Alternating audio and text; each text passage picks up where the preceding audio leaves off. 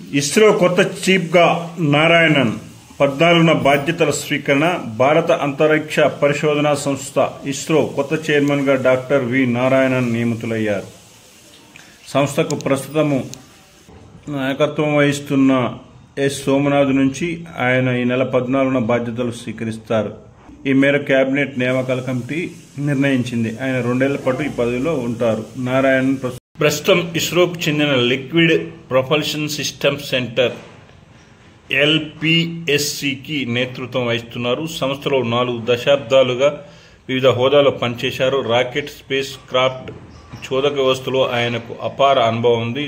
ద్రవ, semi cryogenic చోదక వ్యవస్థల అభివృద్ధిలో ఆయన పాలు పంచుకున్నారు. ఇస్రోకు చెందిన GSLV మార్క్ 2, 3 వాహక నౌకల రూపకల్పనలో కీలక భూమిక పోషించారు. ఆదిత్య L1, చంద్రయాన్-2, చంద్రయాన్-3లలో చోదక వ్యవస్థల అభివృద్ధికి ఆయన కృషి చేశారు. నారాయణ స్వస్థలం తమిళనాడులోని కన్యాకుమారి.